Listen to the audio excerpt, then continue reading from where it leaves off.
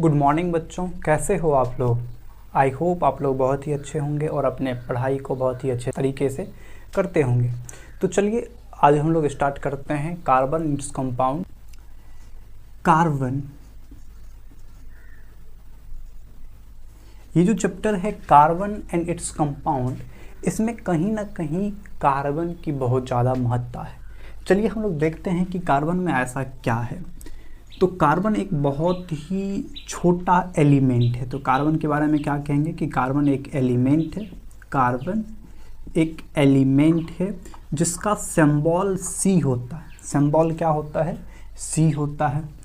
Carbon non metal है। Carbon क्या है? नॉन मेटल है। कार्बन की जो वैलेंसी है वो 4 होती है, जिसके कारण इसको टेट्रावैलेंट कहते हैं। टेट्रावैलेंट कहते हैं। टेट्रावैलेंट का मतलब हुआ जिसकी 4 वैलेंसी होती। वैलेंसी कितनी होगी? 4 होगी, तो उसको टेट्रावैलेंट कहते हैं। कार्बन हमारे एटमॉस्फेयर में अर्थ क्रस्ट में पाया जाता है। अर्थ क्रस्ट में, जिसकी परसेंटेज बहुत ही कम 0.02% के आसपास होता है। और एटमॉस्फेयर में प्रेजेंट रहता है 0.03% के आसपास। ठीक है, तो अर्थ क्रस्ट में हो गया 0.02%, एटमॉस्फेयर में हो गया 0.03%। ठीक है, और जब अर्थ क्रस्ट में रहता है तो वो किसके फॉर्म में रहता है? 0.02% जो है वो किसके फॉर्म में रहता है? तो ये रहता है हाइड्रोकार्बन्स के फॉर्म में। हाइड्रोकार्बन्स के फॉर्म में हाइड्रोकार्बन्स में जैसे हो गया फ्यूल के फॉर्म में हो गया, उसके बाद कोल के फॉर्म में हो गया। तो इस सब के फॉर्म में वो क्रस्ट में पाया जाता है। ठीक है, एटमॉस्फेयर में किसके फॉर्म में पाया जाता है? तो कार्बन डाइऑक्साइड के फॉर्म में। कार्बन डाइऑक्साइड के फॉर्म में हमारे एटमॉस्फेयर में जो ये कार्बन है वो प्रेजेंट है। कार्बन अर्थ क्रस्ट में 0.02% जो उपस्थित है, और एटमॉस्फेयर में जो 0.03% है, इस दोनों को जब जोड़ेंगे तो ये 1% के आसपास भी नहीं है। फिर भी इस चैप्टर को पढ़ रहे हैं, इसका मतलब ये हुआ कि कार्बन कहीं ना कहीं हमारे दैनिक जीवन में बहुत ही ज़्यादा महत्वपूर्ण है। अर्थ क्रस्ट में 0.02% उपस्थिति है और एटमॉस्फेयर में 0.03% उपस्थिति है। एटमॉस्फेयर में वो कार्बन डाइऑक्साइड के फॉर्म में रहता है और अर्थ क्रस्ट में फ्यूल हो गया, चाहे वो पेट्रोलियम हो गया, क्रूड ऑयल हो गया, कुछ भी, तो उसके हिसाब से ये अर्थ क्रस्ट में 0.02% उपस्थिति दर्ज करवाया हुआ है। तो मतलब इतना उसकी उपस्थिति है।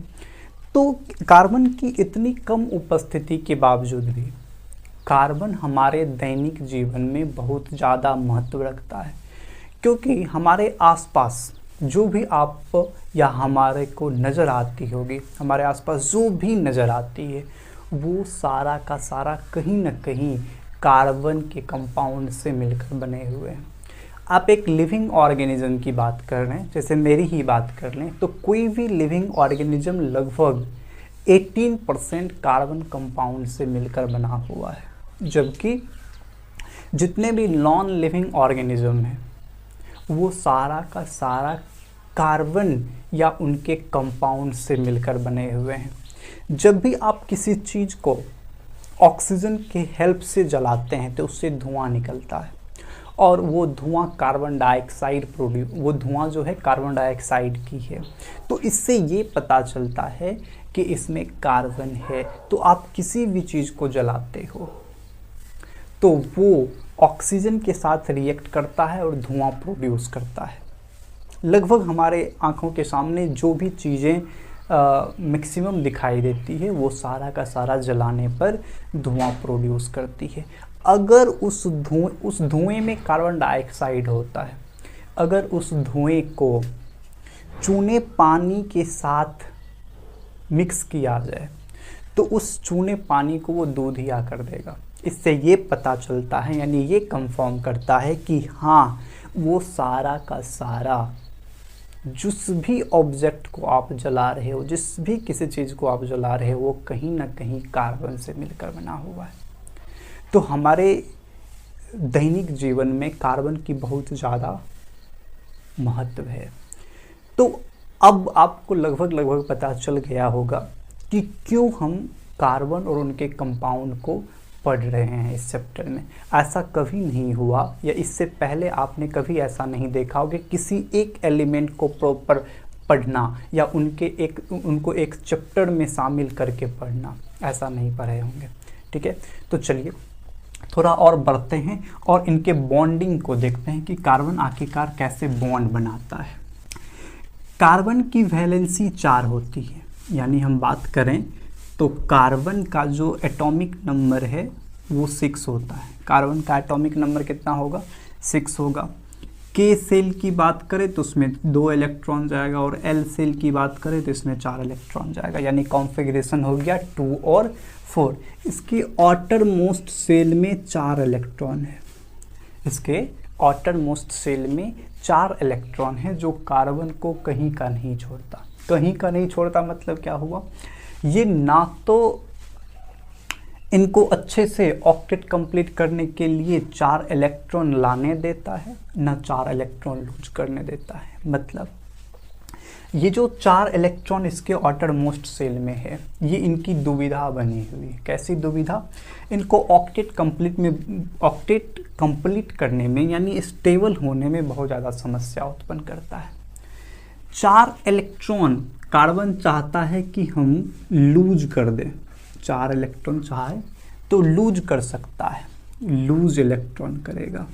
या एक ऑप्शन और है कि वो 4 इलेक्ट्रॉन कहीं से क्या कर ले? गेन कर ले। तो 4 इलेक्ट्रॉन जब गेन करेगा तो E+ यानी इलेक्ट्रो पॉजिटिव आयन बना लेगा, खुद का कैटायन बना लेगा, और ये खुद का एनायन बना लेगा।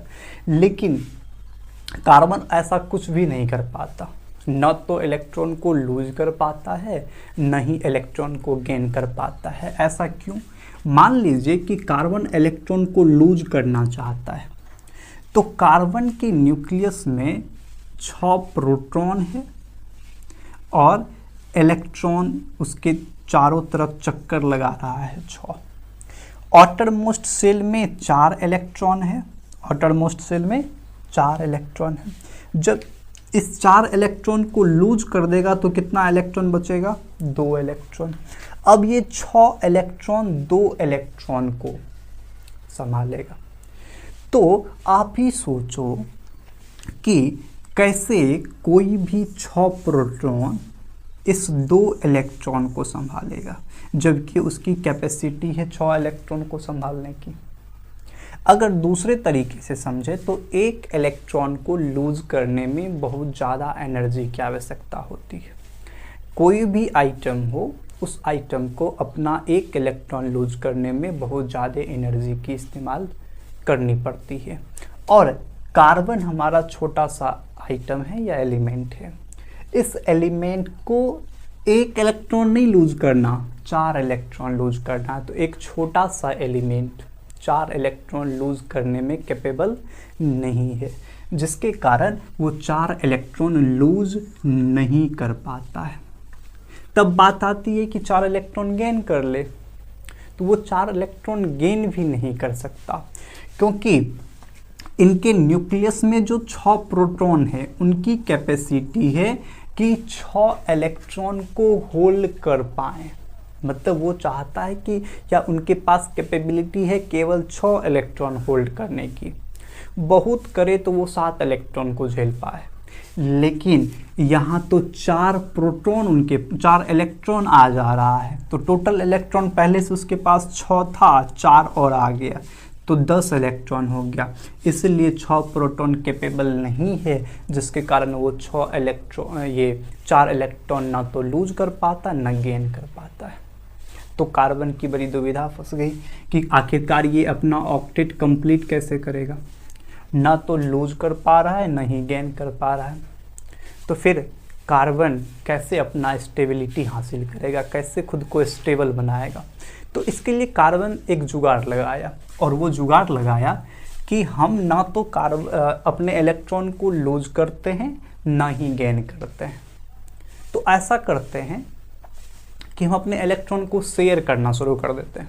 इलेक्ट्रॉन को क्या करना शुरू कर दिया, वो शेयर करना शुरू कर दिया। क्या होता है शेयरिंग, समझते हैं। कार्बन के पास 6 एटॉमिक नंबर होता है, यानी कार्बन की 6 एटॉमिक नंबर होती है। इनको 2 और 4 कॉन्फ़िगरेशन में बांटा जाता है।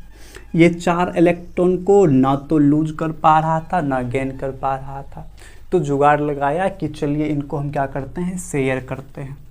अब शेयर कैसे किया जाता है, तो कार्बन एक नॉन मेटल है, अपने जैसा ही एक नॉन मेटल को खोजा। जब ये अपने इलेक्ट्रॉन को शेयर करने के लिए निकला तो इनके पास 4 इलेक्ट्रॉन शेयर करने के लिए था।